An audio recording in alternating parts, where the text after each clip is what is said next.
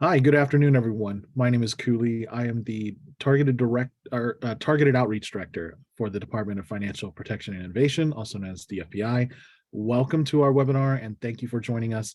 We'll get started. We'll get started just here in a minute. I know it's the afternoon. For many of us, it's our lunch hour. So I want to give everyone another 2 minutes to log in. So thank you for your patience. Let's give it 2 more minutes. Thank you.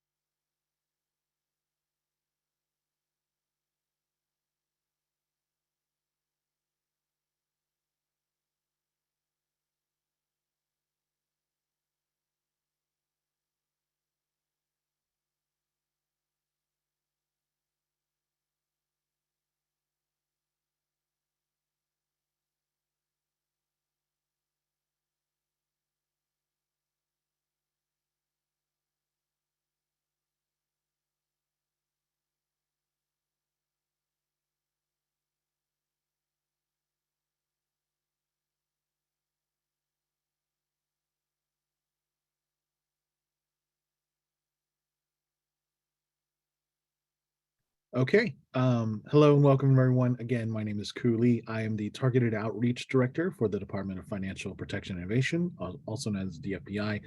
Welcome to our Student Loan Scams and Updates webinar. First, I'd like to introduce one of our panelists, Selena Damian. Thank you, Koo. Good afternoon, everyone. My name is Selena Damian, and I am the DFPI Student Loan Servicing Ombudsperson. Thank you for joining us today. Thank you, Selena. All right, so a lot of really great information. Let's go ahead and get started. First, some important information about this webinar. This webinar is being recorded, and so for the duration, your microphones, video, and chat has been disabled. However, if you do have any questions, please submit it into the Zoom's Q&A function. I have a team of panelists that's going to be answering questions as we go along. We also have a dedicated Q&A session at the very end. It's about 10 minutes long, so please feel free to ask us any questions. We'll try to answer it as best as we can. The more specific questions we might want to hold off on, but yes, please, if you do have any questions, submit it through the Q&A function. Also, as this webinar is being recorded, a link to the webinar recording and the slides will be emailed to everyone who registered. So if you register for this webinar, probably later today, if not tomorrow at the latest, you'll get an email with the webinar recording and the slides. And finally, as of today, this webinar is very up to date, or the most up to date. We went through the slides yesterday and this morning to make sure, the student loan landscape world, legislation, everything is kind of moving and changing almost on a daily basis. So again, we've gone through this slides and this presentation to make sure the information is the most up to date. Things may change later on, but again, as of right now, this is the most up to date. Okay. That said, I'd like to hand off to Selena. Thank you, Koo. Just a little bit about DFPI, the Department of Financial Protection and Innovation. We are California's Consumer Protection Agency. In 2019, under the California Consumer Financial Protection Law, we were granted the authority to examine, to regulate companies of financial services that weren't previously regulated. That included debt collectors, debt relief companies, credit reporting agencies, and student loan servicers. As such, we license and examine these companies to ensure compliance. We accept and investigate consumer complaints. We take legal action when companies are not in compliance. And we conduct education and outreach, such as this one, to enhance consumer awareness and to protect them from fraud, and abuse. Next, please. Just briefly, some student loan debt numbers in California. There are 4 million Californians that owe $156 billion in federal and private student loan debt. Most of that is federal. 35 to 49-year-olds owe the most debt on average, and the average debt load of a California borrower is $37,000. And although the amount may not seem high, the way that student loan interest accumulates and capitalizes, that amount can grow substantially. Student loan debt disproportionately impacts people of color, with Black women carrying the most debt and having higher default rates. Prior to the COVID-19 pandemic, approximately 500,000 borrowers were behind on paying their loans. And in the United States, student loan debt is now the second highest consumer debt category after mortgages, totaling nearly $2 trillion, and it's growing every day. Now I will pass it back to Ku for the first part. Thank you, Selena. Okay, so I know many of you are busy, and many of you are on your lunch hour. So if you only have this much time to watch this webinar, this is the key takeaway, right? Scammers are they're targeting borrowers, student loan borrowers, by phone, email, and mail. So you want to be especially aware of student loan scams, right? Here are some basic tips to protect yourself, right? There is nothing that a company can do for you that you can't do on your own for free. There's a lot of resources out there, especially on studentaid.gov. Everything from consolidating your own loan to applying for income-driven repayments, to applying for public service loan forgiveness, right? Lots of different resources. There's also a lot of nonprofit organizations out there, as well as pro bono legal aid groups who help student loan borrowers. So all of this is free. So if a company is contacting you for a fee of some sort that they can help you, it's more than likely some kind of fraud or scam. Also, loan servicers, right? Those individuals who are servicing your student loan, and the federal government do not call student loan borrowers by the phone, right? So if you're getting a phone call of some sort, most times it's kind of an automated phone call, trying to get your information, it's more than likely some kind of fraud or scam. The other thing is you want to definitely verify the information and research the company that is contacting you. It could be a law firm, it could be some kind of loan collection company, but before you give them any kind of information, before you move forward with anything, or even tell them your name, you want to just hang up and do more research about them. Of course, you never want to give out your login information or your password. So things like your FAFSA ID number or passwords to any of your accounts, never ever want to do that.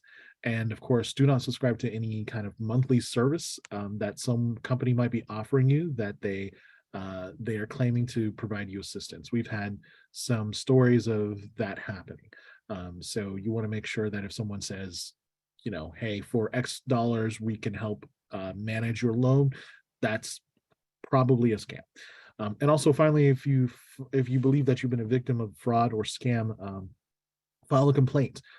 There's a link there for the DFPI's complaint portal. It's dfpi.ca.gov/file-a-complaints. Again, you can file a complaint if you believe you've been defrauded or you've been scammed, or even if you're having problems with your student loan servicer, submit a complaint to us and we will help investigate. So again, if you only have 5 minutes to watch this webinar, 10 minutes to watch this webinar, this is the key takeaway. Now, going on, we're going to dive deeper into the different student loan scams. I know there are so many different types of student loan scams out there, and there's different variations of them. But according to the FTC, which is the Federal Trade Commission, and also the CFPB, the Consumer Financial Protection Bureau, here are the 5 most common student loan scams. So the first one is a student loan consolidation scam. It's basically if a company is charging you money up front to consolidate or even claim to consolidate your loans, it's a scam. It doesn't have to be federal loans. If you have private loans, again, they're trying to target you. So they might, a company might be claiming that they can consolidate your private loans, even into federal loans. That's definitely a scam. Yeah, because you can't do that. You can consolidate your federal loans for free. You can apply for, again, you can apply for income driven repayments. You can apply for all of this by yourself for free at studentloans.gov, studentaid.gov. Sorry, I think that link is wrong. Studentaid.gov. Okay. Um, student debt relief or elimination scams. Okay. So any company promising you that they can eliminate or reduce your student loan debt, definitely want to use caution. Student loan debts cannot be eliminated or forgiven except for very specific exceptions. And you don't need to hire anyone to take advantage of those exceptions. You could actually do all of those for free. Again, it's at studentaid.gov, log into your account. You don't even need to log into your account. You go to studentaid.gov website. They have a section that talks about different circumstances where you can have your student debt eliminated. Also, again, apply for income-driven payments, and then if it's applicable, you can also apply for public service loan forgiveness, which Selena will be talking a little bit more about in this webinar. All right, so the next kind of typical student loan scams is identity theft. Sometimes all they want is your FAFSA login information. So your FAFSA ID, your password. Definitely, if anyone asks for your FAFSA information, it's a scam. So you don't want to give that kind of information out. And the next kind of scam is an advanced fee scam. Again, this one's very similar to a consolidation scam. It's a company that basically says they could get you kind of a better interest rate, or they can settle your loan for a small fee. You definitely want to be wary. Of course, all of that is highly unlikely. And again, you could do a lot of the consolidation on your own at studentaid.gov. And finally, one of the last most typical, again, this is not a comprehensive list, but these are the most common type of student loan scams: a law firm or a lawsuit scam. So basically, it could be a law firm, it could be someone, company or individual who is claiming to be a law firm, who is also claiming to be able to settle your debt, or claiming that you're eligible for a lawsuit settlement. You definitely want to take that with some caution and do some investigation for yourself before obviously giving them any kind of personal information. So again, those are kind of the typical student loan scams. There are definitely a lot more different variations out there. Scammers are always trying to get some kind of information from you. It could, again, be your personal information, login information. They might just want your phone number and know that there's a live person at the other end to kind of get that conversation started. So, that said, you want to be able to spot a student loan scam, right? You want to actually be aware of these different red flags. So first one is, if a company claims to have a relationship with the Department of Education, it's kind of red flag, because the Department of Education doesn't actually have any affiliations with third parties. So you definitely want to be aware of that. If a company promises you any kind of set payments or debt forgiveness of any kind, or income relief, income-based repayment relief, again, probably a scam. So the next one, if a company is promising you any kind of debt forgiveness or cancellation, that is mostly only available through the Department of Education and not through any third parties. So again, you want to be very wary about that. If someone promises you that they can buy your loan and then settle it for you, that's very, very sketch. So you want to be aware of that. And then again, this is one that we've been seeing. Of course, if your school has been closed, they could claim that your school has been closed and you are eligible for forgiveness. You want to stop right there and do your own investigation to see if that's the case. And then, of course, any telemarketer that calls and says that they are, they're representing a government agency, that they claimed, that some kind of president is providing some kind of relief of any kind. The Department of Education is not going to reach out to you about these kind of services. So you want to make sure, especially by phone, so you want to make sure to do your own research before doing anything further. Okay. All right. This is a, by the way, let me, oh yes, one more thing. Right here, how to spot a student loan scam. One of my panelists just let me know you want to definitely read the fine print before signing anything, before doing anything. Always read the fine print. There's always some kind of disclaimers. You definitely want to do that before doing anything further. Okay, thank you, Selena, for that. Let me know if you can hear the audio here. So National Public Radio, NPR, put out a great article, huge credit to them. They put out a great article earlier this year where they recorded some scam calls, and I'd like to share that to you. I'm sure many of you, including myself, have gotten these scam calls, but I do want to share it so that you can hear it, okay? So here's the first one. This message is from the Department of Education. All programs for student loan forgiveness will be stopped immediately. In order for you to qualify, you must apply within the next 24 hours or you will not be able to have your student loan payment reduced. Please contact us at 888. Once again, you must get enrolled within the next 24 hours. Thank you.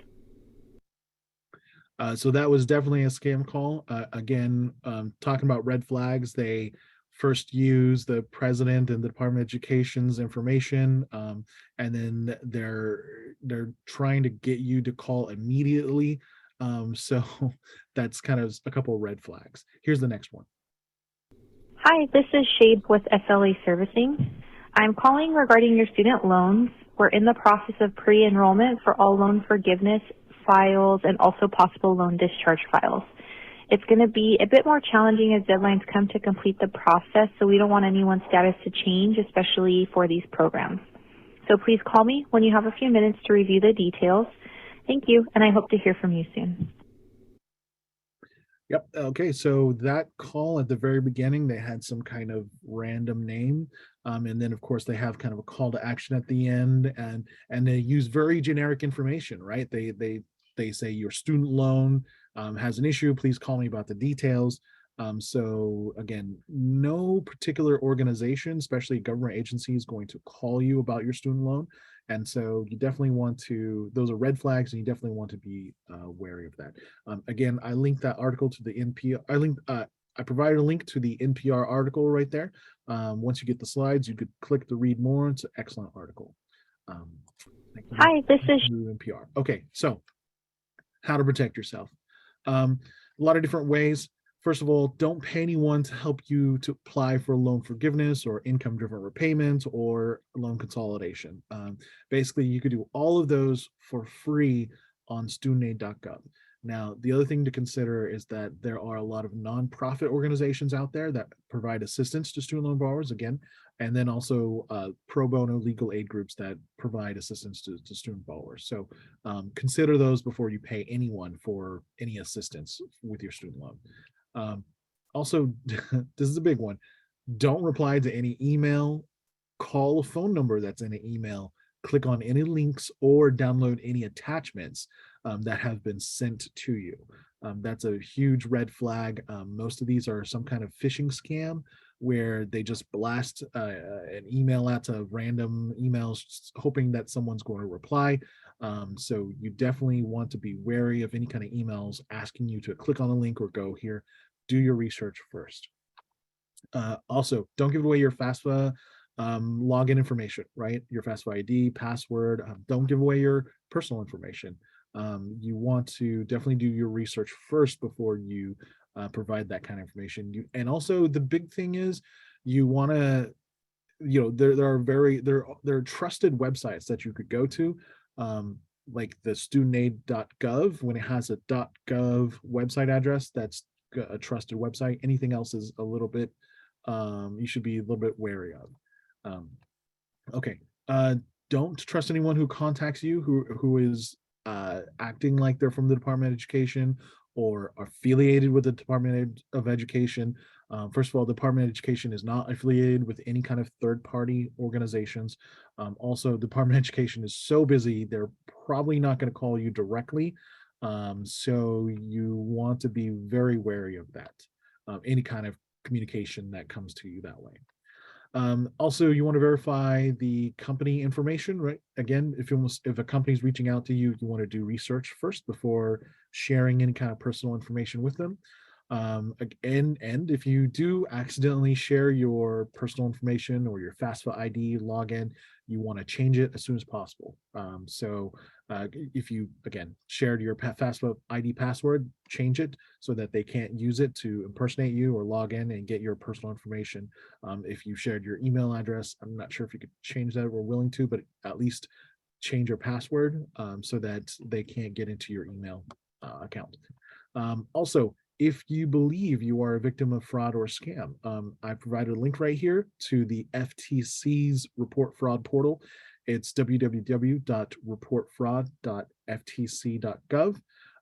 Also, you can submit a complaint if you think you've been scammed to the Consumer Financial Protection Bureau. That's the CFPB. There's a link there. It's www.consumerfinance.gov/complaints. Also, you can also submit a complaint to the DFPI. There's a link there to our complaint portal, dfpi.ca.gov/file-a-complaints. Okay. All right. Now we're going to talk about some federal student loan updates. I'd like to hand it off to Selena. Thank you, Ku. Thank you for that great information. And just to remind everyone, the scams do happen. I talk to borrowers all the time. It's really hard to get your money back. So just really be aware and yeah, all this information, great information that Ku provided. Now we're going to jump into some federal student loan updates. Again, there's a lot going on, so hopefully this covers everything. First of all, the payment pause. So under the CARES Act, the federal student loan payments were paused through the end of 2022, and the interest rates set to 0% for eligible federal student loans. So these eligible loans are federal direct loans or loans that are owned by the U.S. Department of Education. So for the past 2 years, borrowers have not had to make payments.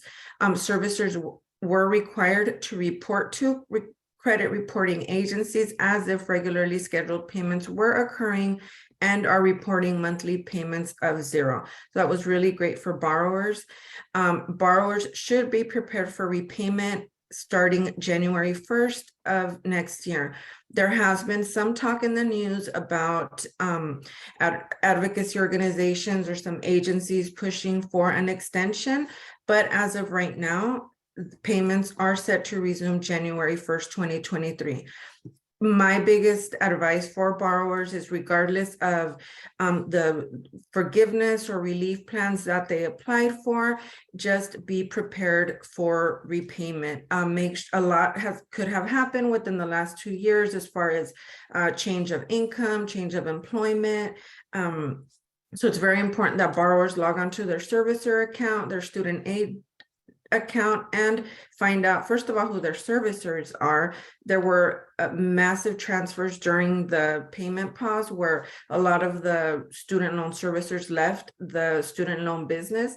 So borrowers may have new servicers and not be aware of it. So it's very important to really find out that information, update their contact information, their income information, and be prepared for January 1st, which is the date for payment restart. Next, please. So another lesser known program that's out there and actually really beneficial to borrowers is the income-driven forgiveness plan. So income-driven repayment forgiveness. So under that plan, a borrower who has been making payments for a period of 20 to 25 years and under an income-driven repayment plan is eligible for forgiveness. It's similar to PSLF, except it doesn't require the employment. Department of Education is conducting a massive one-time account adjustment for qualifying payments. This is for direct loans and federally managed FFEL loans. So borrowers will receive credit towards IDR and PSLF forgiveness for any months in which borrowers made payments regardless of repayment plan. They will also receive credit for months where they were in forbearance, so 12 or more months of consecutive forbearance or 36 or more months of cumulative forbearance. They will also receive credit for months spent in deferment prior to 2013. Under this adjustment, any borrower with loans that have accumulated time in repayment of at least 20 or 25 years will see an automatic forgiveness, even if they're not enrolled in an IDR plan or were paying under an IDR plan. Department of Education stated they would start these discharges or these cancellations this month. And they estimate that it will result in an immediate debt cancellation for at least 40,000 borrowers under PSLF. Several thousand borrowers with older loans will also receive forgiveness, and more than 3.6 million borrowers will receive at least 3 years of additional credit towards IDR forgiveness. So this one goes hand in hand with PSLF, with the IDR forgiveness, and it's just giving additional credit to borrowers. So this is a really great benefit, especially to those borrowers that have been paying for long periods of time. Now I will hand it over to Ku. Thank you, Selena. Okay, so I know many of you may have heard about this, and this is kind of the big elephant in the room. It's the student debt relief. It's the Biden-Harris administration student debt relief plan or program. It's been put on pause, currently blocked by a federal judge in appeals court, but the Department of Justice have submitted an appeal. And in the meantime, the Department of Education is no longer accepting any applications. The little image there is actually a screenshot that I took off of the studentaid.gov's website. If you go try to apply for the student debt relief application right now, they are no longer accepting applications at the moment. Sorry, they're currently not accepting applications at the moment until this issue has been resolved. The good news is about 26 million applicants have already submitted their student debt relief application. 16 million of those applications have already been processed, but of course the debt relief hasn't been provided yet until the appeals goes through or the federal judge until they kind of figure out what's going on. So again, if you're just new to this, the student debt relief application is just currently on pause. But if you do, you know what? In the meantime, if you've already applied for the student debt relief application, you should receive a confirmation email, right? And you want to make sure to keep that confirmation email saying that you've already applied. Also, the department will keep all these applications on file.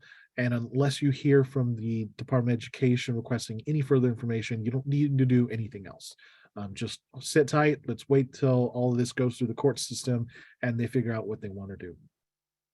Also, you want to make sure your contact information is up to date. So maybe you're moving, maybe you're changing phone numbers in the next couple of weeks or something. Getting a new phone, who knows? You want to make sure to update your contact information in your studentaid.gov account and also with your student loan servicer, just in case everything goes through and they need to contact you for additional information. And of course, all approved applications will be notified through email. More than likely, I'm not 100% sure, but more than likely the Department of Education, once everything settles out, will notify you one way or the other and let you know what they're going to do with your application, especially if it gets approved. If your loan if your student debt relief application is approved, your student loan servicer will let you know when they apply it to your student loan and then let you know what your student loan balance is left. Okay, so if you haven't applied to the student debt relief program yet, first of all, you want to make sure, you want to check your income eligibility. There's some income requirements. and also check your Pell Grant status. To do that, you want to go to your studentaid.gov account. Just log in. All the information is there. If you can't log in, or if you don't have an account, it just takes a minute to create your account. It'll probably take up to 3 days for them to verify your identity. But afterwards, you should have access to your studentaid.gov account. And then from there, you can check on your Pell Grant status and also look at your student loan information. Also, yeah, again, with your student loan, on studentaid.gov, you can check your loans and what kind of loans you have. And you know what, the biggest way to kind of keep up to date about this is just to subscribe to the DFPI newsletter. So we have a monthly newsletter that we send out. It has great information, including upcoming events, webinars, also any kind of things that change, right? We send out notifications to our subscribers. So consumer alerts, any kind of updates on student loans, the student loan situation, we will let you know. Subscribe to us if you haven't subscribed yet. Okay. With that, public service loan forgiveness, I will hand off to Selena. Thank you, Ku. Aside from the Biden relief program that Ku just talked about, a lot has been going on with the Public Service Loan Forgiveness Program, or PSLF. It's important to understand that these programs are separate, and a borrower can benefit from both once the Biden relief, once all the legal proceedings are clear. If it goes through, then a borrower is able to benefit from both. But PSLF is a program that was created in 2007 to encourage individuals to enter and remain in public service where they may earn less than those in the private sector. Under the program, student loan forgiveness is granted after satisfying a certain criteria for 10 years. A borrower must have the right type of loan, be on the right type of repayment plan, have the right type of employment, and make the right number of qualifying payments in order to qualify for forgiveness. There is no limit to the amount of forgiveness, and PSLF is forgiveness is tax-free on both the state and the federal level. Next, please. The requirements for PSLF are the following. A borrower must have a federal loan. So a borrower must have a direct loan. These are Department of Education owned loans. It can be a direct loan that is subsidized or unsubsidized. The only difference between subsidized and unsubsidized is the way that interest accrued at the time that the loan was dispersed. So a subsidized loan, basically the interest does not start accruing until the borrower leaves school, and unsubsidized, the interest accrues from the time it is dispersed.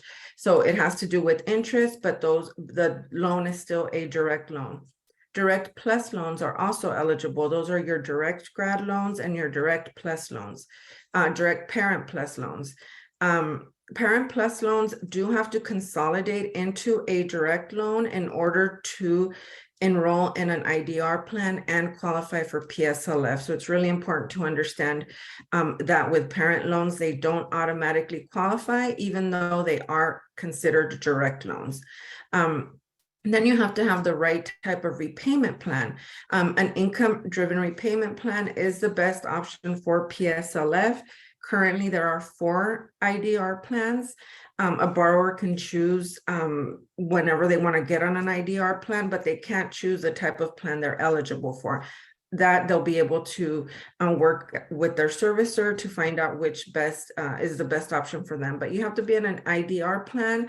There are new new regulations that were just passed, and they will take place on July 1st of next year, and where a new income-driven repayment plan will be put in place, and that's going to help borrowers greatly, because they're going to be, it'll essentially lower borrowers' payments even more than the current IDR plans.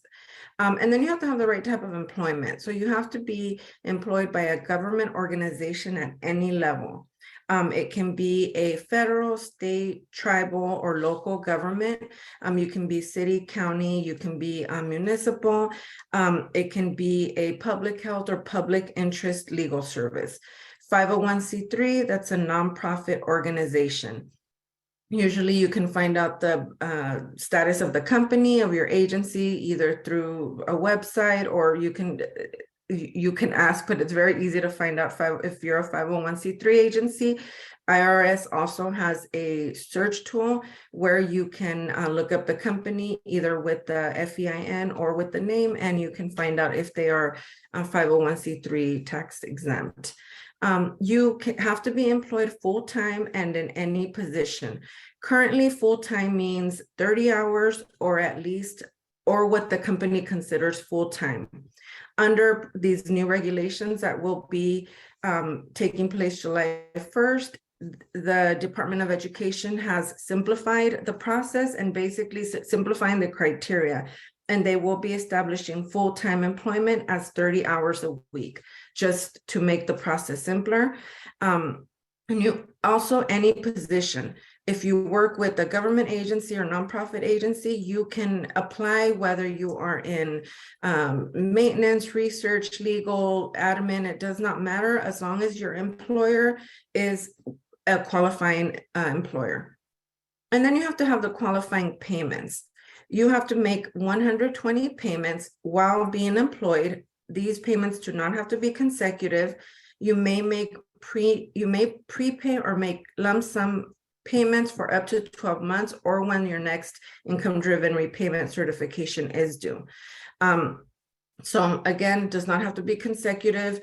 You can, if you have a gap in employment, if you take family leave or decide to move to private sector or just take some time off, you can come back, continue qualifying as long as you have been making those payments and you qualify the employment.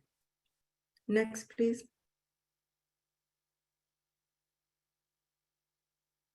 This is what the Public Service Loan Forgiveness, a certification form looks like.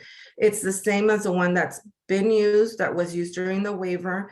And it's very simple. And FSA or studentaid.gov does have a help tool, which is what we highly recommend for a borrower to use, where you can create the application. You will need your employer's federal employer ID number, which you can find on your W-2 form. They also have a tool where you can search for the employer and find out if they are qualified by using that number. So when you use the PSLF help tool, all this information gets auto-generated. You're able to record that record the application on the studentaid.gov site, download it and print it, and then obtain signatures. As of right now, you still require a wet or a drawn signature.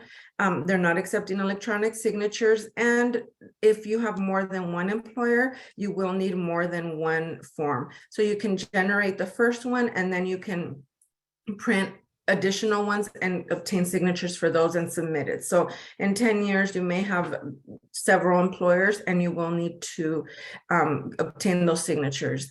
Just my only advice on this one, make sure that the application, the signatures, the dates are clear, that they are legible.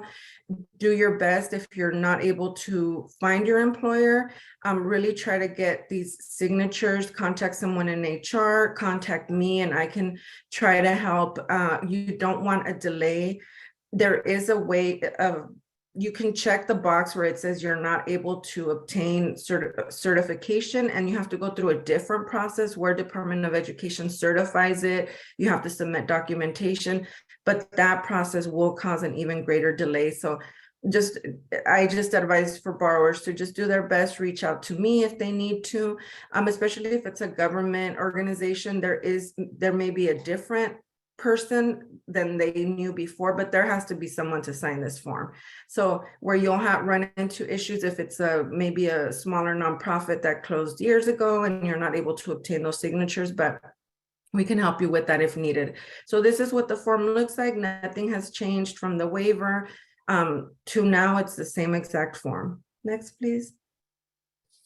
And then on the form, your authorized official is going to be your HR person, personnel analyst, personnel specialist.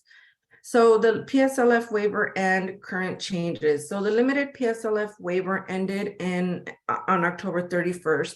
The waiver was open for a year. And it provided, it gave borrowers an opportunity to obtain additional credit, to consolidate their non-qualifying loans into direct loans and obtain retro credit. As of today, MOHELA and Department of Education, they're still processing the applications and the consolidation. So MOHELA is the PSLF servicer, and they are working with Department of Education to process both the applications and the consolidations. So if you applied for PSLF and you were with a different servicer, first of all, that your loan had to be transferred to MOHELA. So that's one process that's happening. If you had to consolidate, that was done through Department of Education, and Department of Education has to process that consolidation. So MOHELA is waiting on that. So in essence, there are two different processes going on. Those are going to take a while for them to catch up to each other, for MOHELA, Department of Education to communicate with each other and give the credit that is needed. So they're going to be, when MOHELA receives the initial application, they're going to be looking at it under regular PSLF rules. Borrowers may receive a letter saying you only have 2 payments. Well, that's because, or 2 qualifying payments. That's because there's only 2 qualifying payments from the time that the borrower applied for PSLF. Once they receive the applications, then Department of Education will provide those updates, provide that account history, and then they will be looking and reviewing these applications under the waiver rules, which gave additional credit. So at this point, if you're waiting on PSLF and you applied prior to 1031, or you're working with people that have applied, the only thing I can say is at this point, just be patient. They are still trying to clear these applications. There's a huge backlog. They're working on just so many things at one time. So they will be giving credit for PSLF, and then they will be doing these IDR adjustments that I spoke about earlier. So they will begin making these automatic adjustments, and this will increase PSLF counts. So if borrowers had gaps with forbearance and deferment in between for the 10 years, they will be adding those additional credits. And MOHELA is doing this in batches. So they are really trying to clear this out, and borrowers really just have to be patient and wait on that. But they do have to, even if a borrower applied under the waiver, in September, October, they may have not heard anything yet, and they should still prepare for repayment. A borrower can call the servicer and request forbearance if they think that they're already at the 120 and they're sure that they qualify. But again, just be aware that the way that interest accumulates with forbearance and deferment, if not, then just be prepared for January 1st repayment. We want to just be clear and realistic with borrowers about when this will all take place. Recently, Department of Education also announced new changes to the PSLF program, which will go into effect July 2023. Again, I mentioned the new income-driven repayment plan. They're also making changes to the program. Again, one is about the certifying the 30-hour requirement. So now they're just simplifying that requirement. They're also allowing borrowers to receive credit on late payments and to count periods in deferment or forbearance. And they're also adding a new procedure, a new process for adjunct facilities. So these are borrowers that work college professors that work for the UCs, for the community colleges. So just a new calculation for those borrowers that had a hard time, as well as borrowers in California and Texas that were contracted through, were contractors, but worked for public health facilities. So that's also a new change. These regulations will be taking place, or these changes, in July. And again, just something more to help borrowers simplify the program and just help them apply and get as much credit as possible for PSLF. But regardless of the close of the waiver on 1031, the program will continue. Again, just advise borrowers, even if they're in their first, second, third year of working with the qualifying agency and they are in repayment, it's best to apply now just to start tracking and being able to certify ahead of time. You don't want to wait 10 years or at the 120 payments and then have to go back and certify and find out maybe you were not on the right plan or there's problems with the employer. So it's best to apply early. And Department of Education is just doing as much as possible and making these changes, starting with the waiver and with the IGR adjustment and with these new regs to really help people get on track with PSLF. We are still continuing our outreach to really reach out to borrowers and let them know that this program exists, it's still in place, and that it's hopefully going to get better and get people closer to forgiveness. So really important for PSLF. And then next, please. And then just one last thing, some protections for student borrowers. In California, we do have a California Student Borrower Bill of Rights. It is a bill that was introduced in 2019 as Assembly Bill 376, and it became effective January 1st of 2021. This protection or this law applies to student loan servicers doing business in California, including state licensed servicers, as well as banks doing servicing. And it applies to borrowers with both federal and private loans, which is different than the federal protections. Those only apply to borrowers with federal loans. So in California, if you have a private loan and you're working with the servicer that is licensed with us, then this applies to you. This protection applies to you. And California is only one of 13 states that has this established advanced legislation to strengthen the oversight of servicers and to protect borrowers, which is something that was lacking, that has been lacking on the federal level for many, many years, which has led us to where we are now. So prior to the Student Borrower Bill of Rights and prior to all these changes and this reform that's being made, just borrowers were navigating a complex predatory system with servicers that were leading them into forbearance, were putting them on the wrong payment plans, were not advising them about the forgiveness plans, and there was just a lack of oversight and oversight of the administration of all these programs. So what the Borrower Bill of Rights does is it prohibits servicers in California from engaging in abusive, unfair, or deceptive practices. It requires that they work in the best interest of borrowers and that they provide accurate information to help them steer away from delinquency and default. It establishes special protections for military borrowers, borrowers working in public service, older borrowers, and borrowers with disabilities. This means that the servicers have to train their staff appropriately. So when someone calls and asks for help about forgiveness programs, help about their repayment plans, they need help, better repayment options because they're not able to pay their loans, they have to be able to serve the borrower. In addition, in California, if you reach out to a borrower, if a borrower reaches out to a servicer, a servicer has 30 days to respond to the borrower. So currently, with all these changes going on and all these transfers, a lot of borrowers just want their account histories. They want the documentation from their loans. And a servicer should be able to provide that. If the borrower files a complaint through DFPI to request that information, then the servicer has to respond within 15 days. So I would strongly urge that if you want the information, and we can help you process that. And they do respond very thoroughly. So I do monitor all that information and really, to make sure that they are in compliance. And then the Borrower Bill of Rights also established my position, and I do this kind of work and work with borrowers, and I'm available if anyone has any questions about anything that we spoke about today. So thank you, and I will hand it back to Ku. Okay, great. Thank you, Selena. A lot of really fantastic information, very in-depth in the Public Service Loan Forgiveness Program. Now we are at the Q&A session, as promised.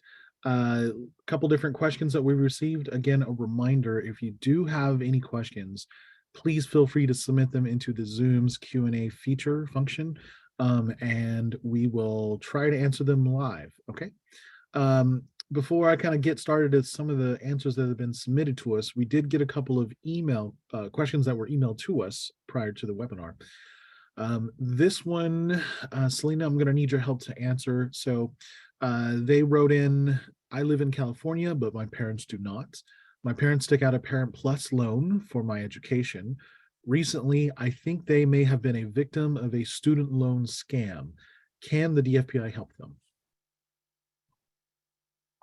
So unfortunately, that in that case, that would not be under our jurisdiction because the borrower, who is the actual parent, lives out of state, and the servicer is not a California servicer. Then that would be a Consumer Financial Protection Bureau. The borrower can file a complaint there, or the FTC is actually also receiving specific student loan scam complaints as well. Those would be covered under a federal jurisdiction. They can also check with the state that the parent lives in and see if they have maybe a similar consumer protection agency or a similar protection, but it would most likely be through the CFPB or the FTC. Thank you, Selena. Absolutely correct there. I do want to say that if you're just it's difficult because since your parents don't live in California, it's very hard for us to help them. However, you can submit a complaint and we're not going to be able to do much, but we could probably redirect them depending on the details. I know there's a lot of specifics involved, but we might be able to direct them in the correct direction, right? Send them to the right agencies for them to talk to. So hopefully you get the help you need. Okay, another quick question here. Can I get a copy of the slides?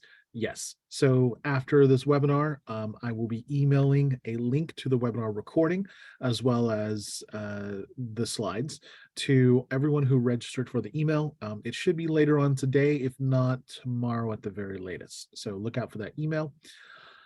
Also, here's a quick question. Where can I get information about organizations who help student loan borrowers? Okay, so we'll talk about this in the next slide, but the DFPI has a web page. It's a series of web pages that we dedicate towards student loan borrower resources. If you go to dfpi.ca.gov/back-on-track, I'll have the link in the next slide. Actually in the next two slides, but basically that is a website that we've created. It's got lots of great resources. On one of the web pages, it's got a whole list of government agencies, nonprofit organizations, and legal aid groups that provide free information and assistance to student loan borrowers. So again, that's dfpi.ca.gov/back-on-track. Okay, so questions that we are getting in Zoom. Let's just go the very first one. Is there an update on TOPSLF? Is it affected by the current lawsuit against student debt cancellation? So I think they're talking about the temporary PSLF waiver. The legal challenges are against the Biden debt relief. It hasn't affected PSLF, IDR forgiveness, so it only pertains to the debt relief, the 10 to 20,000. Thank you, Selena. Good question there. Okay, next question. Would a physician that works for a public health clinic qualify for PSLF? And I'm sure there's a lot more specifics here, so we're gonna probably try to answer it generally. Selena? Yeah, I think that's those are the borrowers that will be benefit under those new proposed regulations, the ones that will be implemented July 1st. So I can get more information on that if they want to email me. But yes, I know it's for physicians or staff that usually they're contracted out by the hospitals, but they do work in those public health facilities. So and I believe it's only California and Texas that work in that way. So yeah, these regulations are meant to help those borrowers qualify now. There will be more information when the regulations are released, but this is just brand new. Yeah, good points, Lena. Again, great question there. We do get this question a lot. Again, for anyone who isn't aware, in the state of California, hospitals cannot hire doctors. They actually contract the doctors, which means doctors are a 1099, which means that for most of them that work for like a nonprofit hospital or even a public health clinic may not qualify for a public service loan forgiveness.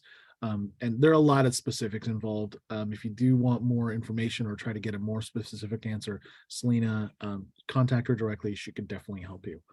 So thank you. Great question. Great answer, Selena.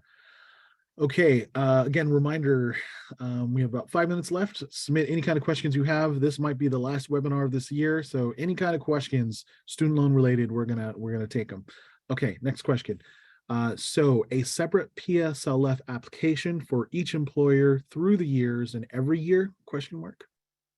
Yes. So if you don't need every year for the same employer, but if you have different employers, yes, you will need separate forms. Yep, absolutely correct there. You will need, it's not a separate PSLF application, but it's the employer, was it the certification? Is that right? It'll be an employer certification that you'll need for different qualified employers, that is. And I believe, as Selena has said, you will need to recertify your employer every year once you're in the public service loan forgiveness program. Okay, thank you for the question. Thank you for the answer, Selena. Next question. How long does it take for the Department of Education to process a PSLF application where you are just trying to obtain information on how many payments qualify towards forgiveness? Okay. So Department of Education isn't the one that's going to process that. It's going to be the servicer. So if you just have a question about where you are with PSLF, you would request that from your servicer. I would suggest you do that in writing. Just request an account history for PSLF qualifying payments, and they can actually provide you a very thorough, just a history with every single month, and they can identify which month it qualifies, which one doesn't, and they'll give you a reason for it. A borrower can also go through us and request that from their servicer. So they'd have to already be enrolled in PSLF and then request that from OHILA.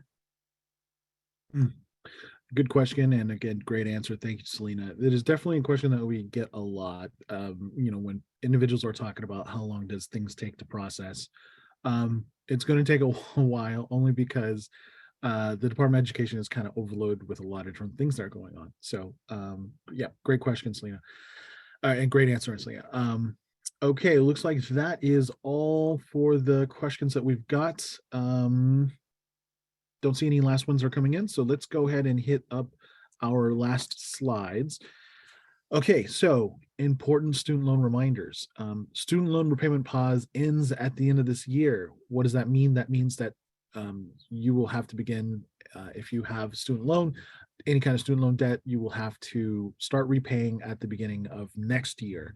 What you want to make sure is you update your contact information with your student loan servicer and also studentaid.gov, because they will be contacting you very soon about what your student loan balance is, what kind of, when your payment is due and how much you owe, that kind of a thing. So again, if you've moved in the last year or two, you definitely want to make sure you update your contact information so they can contact you and let you know about that important information.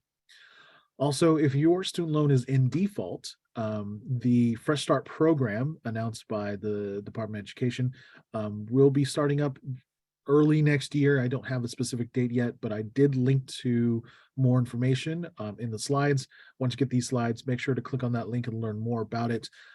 So I believe for the Fresh Start program is going to move everyone who is in default back into good standing. But again, I believe you're going to have to apply for it. So there's a link for more information. Make sure to stay updated there. And finally, again, I got to plug our newsletter. The DFPI's monthly newsletter. It's the Consumer Connection newsletter. We send it out every month. A lot of great information, things like consumer alerts, definitely upcoming events and webinars that the DFPI host and that we partner with a lot of other organizations. And also any kind of updates about student loans. You want to make sure to subscribe to us so you get that information. Okay, finally, again, as I promised, we do have a website dedicated for student loan resources. That's dfpi.ca.gov/backontrack. Go there, get the resources you need to get started on helping yourself. Also, we have a YouTube channel, youtube.com/CADFPI. Go there, subscribe to us so you can get the newest webinars. We publish all of our webinars there and a lot of other content as well. Subscribe to us so you get the newest information when we publish it. And here are some other links for you to get started on your student loan, student debt assistance journey. And finally, the very last bullet point there, we have Selena Damian, the DFPI Student Loan Ombudsman's email. Feel free to email her if you have different questions, you need help. She could send you in the right direction. Okay, with that, I want to say thank you. Thank you for taking the time to join our webinar. Thank you for all the great questions. Thank you, Selena, for helping us present as well as answer some great questions. And of course, have a great holiday, and please take care of yourself and each other. Thank you, everyone.